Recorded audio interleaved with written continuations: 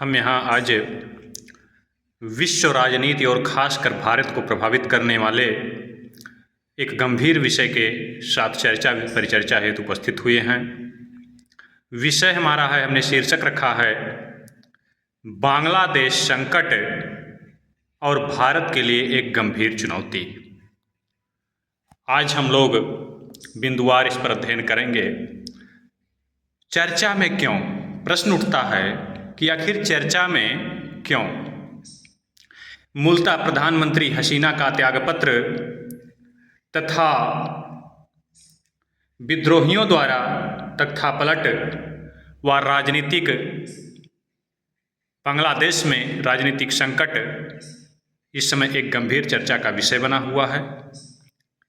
हम पहले चर्चा पर ध्यान केंद्रित करने से पूर्व बांग्लादेश के बारे में सामान्य परिचय से अवगत होना चाहेंगे। सामान्य परिचय में मूलतः पहले हम बात कर लें आबादी की, तो वर्तमान में लगभग 17 करोड़ आबादी को बांग्लादेश समाहित किए हुए है। भारत के साथ यदि सीमा साझेदारी की बात करें तो दोनों ही देश परस्पर 4096 किलोमीटर की सीमा साझा करते हैं। व्यापार के दृष्टिकोण से बात करें तो 1342 अरब रुपए प्रतिवर्ष दोनों का सालाना ट्रेड है, जिसमें भारत द्वारा निर्यात किया जाने वाला सर्वाधिक निर्यातक देश इस समय बांग्लादेश बना हुआ है। तो ये तो हमारे रहे व्यापारिक संबंध। अब हम थोड़ा ऐतिहासिक पृष्ठभूमि पर जाएंगे। पहले हम बात करेंगे बांग्लादेश के उदय की। 1971 ईस्वी में शेख मुजीबुर रहमान के नेतृत्व में भारत के सहयोग से मुक्ति वाहिनी सेना के माध्यम से बांग्लादेश पाकिस्तान से स्वतंत्र एक अलग राष्ट्र के तौर पर स्थापित हुआ। इससे पूर्व इसे पूर्वी पाकिस्तान के नाम से जाना जाता था। अब हम बात करेंगे भारत बांग्लादेश ऐतिहासिक भारत बांग्लादेश संबंध ऐतिहासिक अवलोकन। प्रारंभ से ही भारत और बांग्लादेश के संबंध अत्यंत मधुर रहे हैं। भारत का द्वारा सदा ही बांग्लादेश के साथ मित्रता में उदारपूर्ण रवैया अपनाया गया है और जब भी आवश्यकता पड़ी है हमने दिल खोलकर समय समय पर मदद भी किया। अभी हालिया हसीना और मोदी जी के साथ सीमा समझौता में हमने 111 गांव बांग्लादेश को दिए और बदले में 53 गांव लेकर हमने संतोष किया। बांग्लादेश में प्रमुखतः भारत बांग्लादेश संबंधों में प्रमुखतः वहाँ की दलीय स्थिति और हम कह सकते हैं कि धार्मिक स्थिति भी बहुत ज़्यादा मजहबी स्थिति भी मायने रखती है दोनों ही देशों के संबंधों को प्रभावित करने में। प्रमुखतः बांग्लादेश में दो दल मुख्य रूप से अस्तित्व में विराजमान हैं। आवामी लीग, जिसका नेतृत्व अभी हालिया संकट में इस्तीफा देने वाली प्रधानमंत्री माननीय शेख हसीना जी करती हैं, जिसकी भारत समर्थक रही हैं और उनका एक उदार रवैया के लिए जानती हैं, उदार रुख के लिए वो जानी जाती हैं। दूसरा दल है बांग्लादेश नेशनलिस्ट पार्टी और उसकी प्रमुख हैं खालिदा जिया, जो कि पाक समर्थक मानी जाती हैं और कट्टर इस्लामिक छवि के लिए वो जानी जाती हैं। दोनों पार्टी व नेताओं के मध्य शुरू से ही व्यक्तिगत द्वंद्व देखे गए हैं। शेख हसीना के पिता शेख मुजीबुर रहमान, जो कि बांग्लादेश के संस्थापक और पिता माने जाते हैं, की हत्या जिया के यानी खालिदा जिया के पति, जो कि सेना में मेजर के पद को सुशोभित करते थे, छलपूर्ण व कपटपूर्ण तरीके से कराया गया और शुरू से ही दोनों के पारिवारिक संबंध काफ़ी कटुपूर्ण रहे हैं, जिसका प्रभाव बराबर उनकी राजनीतिक नीतियों पर भी देखने के लिए मिलता है। अब हम बात करेंगे बांग्लादेश संकट के मूलभूत कारण क्या हैं। तो इसमें हम दो भागों में हमने इसको बांटकर अध्ययन करने का प्रयास किया है।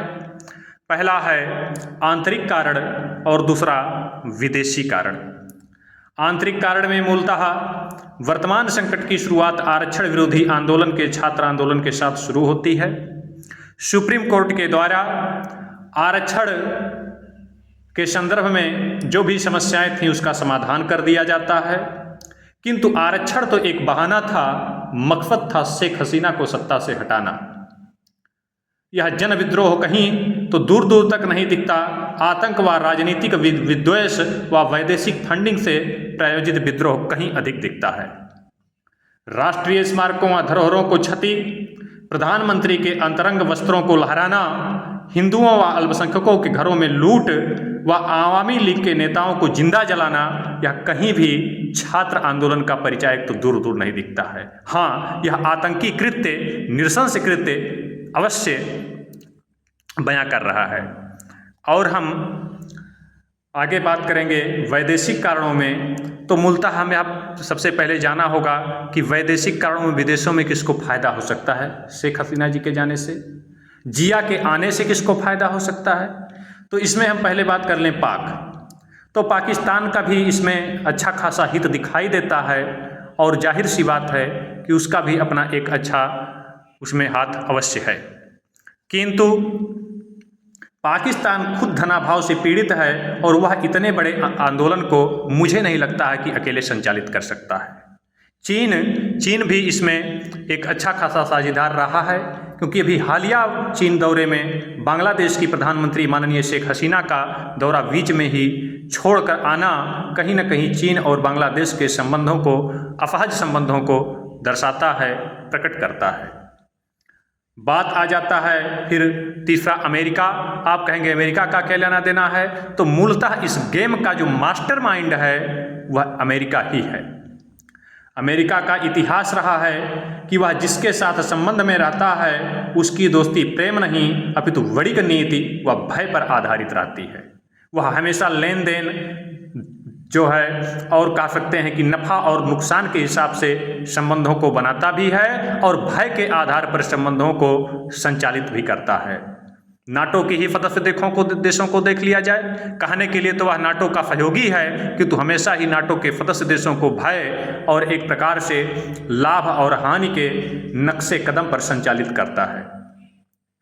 इसमें यूएसए की गहरी साजिश इसलिए भी दिखती है क्योंकि अभी हालिया चुनाव के पश्चात माननीय शेख हसीना के द्वारा एक बयान दिया गया और उसमें उन्होंने स्वीकारा था कि अमेरिका के द्वारा जो है बांग्लादेश में एक सैन्य बेस की मांग की जाती है, जिससे बांग्लादेश की प्राइम मिनिस्टर ने साफ इनकार कर दिया और कहीं न कहीं इससे भी अमेरिकी षड्यंत्र को बल मिलता है। और भी ध्यान देने योग्य बात है कि अमेरिका के द्वारा विश्व राजनीति का एक प्रकार से बंटवारा कर दिया जाता है। जैसे भारत में जो है अलग अलग प्रांत हैं और अलग प्रांतों को जो है अलग अलग सरकारों के माध्यम से संचालित किया जाता है शासन व्यवस्था को, वैसे ही अमेरिका विश्व व्यवस्था को अलग अलग भागों में बांटकर और उन विश्व व्यवस्था पर नजर रखने हेतु अपने अलग अलग नुमाइंदों की नियुक्ति करता है। पूर्वी एशिया के निरीक्षण और नेतृत्व के लिए उन्होंने डोनाल्ड लू को नियुक्त कर रखा है। वही डोनाल्ड लू जिसने पाकिस्तान में इमरान खान को सत्ता से बेदखल कराया, वही डोनाल्ड लू जिसने भारत प्रधानमंत्री द्वारा रसिया दौरे पर अमेरिका में जाके भारत के विरुद्ध आग उगलने का कार्य किया। ये वही डोनाल्ड लू है जो लगातार पूर्वी एशियाई में विभिन्न सरकारों में अवैध तरीके से, अनलगल तरीके से सत्ताओं के जो है परिवर्तन और वहाँ पे की जो है आंतरिक और बाह्य नीतियों में हमेशा हस्तक्षेप करता रहा है। इमरान खान का दोष सिर्फ इतना था कि उन्होंने डोनाल्ड लू के हस्तक्षेप को, जो साइप्रस मामला था, उस कागज को लीक कर दिया और लीक करते ही उनकी सरकार खत्म, जबरिया जेलों में ठूस दिया गया। चुनाव में उनके जो है चुनाव चिन्ह को जब्त कर लिया गया। जहां बांग्लादेश के चुनाव के पश्चात अमेरिका का यह बयान था, वक्तव्य था कि बांग्लादेश के चुनाव जो है फ्री और फेयर नहीं हैं, निष्पक्ष नहीं हैं, वहीं पाकिस्तान में इमरान खान को जेल में डाल देना, उनके चुनाव चिन्ह को जब्त कर लेना और अकेले केवल शहबाज की पार्टी अवामी लीग के शहबाज की पार्टी PML के द्वारा सहयोगी पार्टियों के साथ सत्ता पर काबिज होना, ये कहाँ तक निष्पक्ष चुनाव है, कहाँ तक फ्री एंड फेयर जो है इलेक्शन है, ये अमेरिका ही बता सकता है। उसकी नीतियाँ ही बता सकती हैं, या उसकी दोगलीपंथी नीतियाँ ही उसको बयां कर सकती हैं। हम तो इस बारे में कोई वक्तव्य नहीं दे सकते। आगे हम बात करेंगे कि भारत के समक्ष चुनौतियाँ। तो इस समय यह भारत के समक्ष भी एक गंभीर चुनौती को लेकर गंभीर चुनौतियों को सामने लेकर उत्पन्न हुआ है। पहला है आतंक को बल। संबंधित सरकार के आने के पश्चात या बांग्लादेश में अव्यवस्था के पश्चात पूर्वोत्तर में उग्रवाद को बल मिल सकता है। पूर्वोत्तर में उग्रवादी गतिविधियां और बढ़ाई जा सकती हैं। चीन पाक की जुगलबंदी भी तात्कालिक सरकार के साथ भारत के लिए एक गंभीर चुनौती पैदा करेगी। अमेरिकी षड्यंत्र भी इस समय भारत में भी देखने के लिए मिल सकता है, क्योंकि अमेरिका का बराबर यह प्रयास रहा है कि भारत को वह रूस से अलग करे और यूक्रेन मुद्दों पर पश्चिमी देशों के साथ लेकर आए, और भारतीय विदेश नीति का अमेरिकी प्रभाव से मुक्त होकर के वैदेशिक नीतियों का भारत के द्वारा संचालन कहीं न कहीं अमेरिका को बराबर खटकती रही है। और डोनाल्ड लू का हालिया बयान उसका ताज़ा और प्रत्यक्ष उदाहरण है।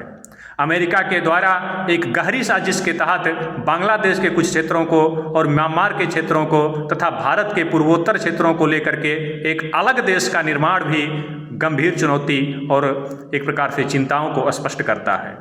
अमेरिका का प्रयास है कि भारत के पूर्वोत्तर में अलगाववाद को हवा दे करके वहाँ एक स्वतंत्र अलग राष्ट्र का निर्माण किया जाए, और इसका प्रत्यक्ष उदाहरण मिजोरम जैसे देशों में, मणिपुर जैसे देशों में ईसाइयों की बढ़ती जनसंख्या अवश्य चिंता पैदा करती है। और अंत में है शरणार्थी संकट। यह भी भारत के लिए एक गंभीर चुनौती उत्पन्न करेगा। अब बात आ जाती है निष्कर्ष की। तो निष्कर्ष यही है कि इस समय अमेरिका के द्वारा षड्यंत्र के तौर पर भारत में भी कुछ ऐसे हिंसक आंदोलनों को बढ़ावा दिया जा सकता है।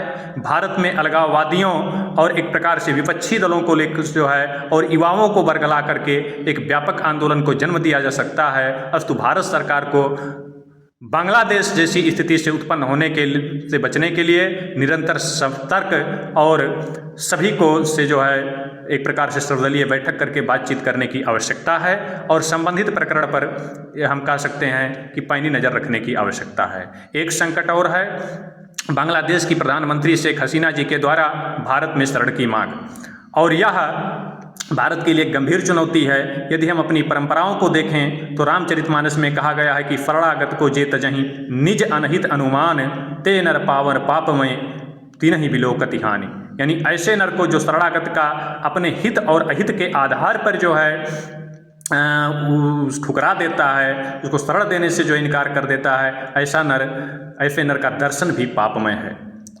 अब देखना है कि भारत आदर्श को लेके चलेगा या वर्तमान यथार्थ चुनौतियों को ध्यान में रखते हुए निर्णय लेगा, या भारत सरकार पर छोड़ते हैं। बाकी हम आगे नज़र बनाए रखेंगे, जैसी भी स्थितियां होंगी आपको समय समय पर अवगत कराते रहेंगे। धन्यवाद।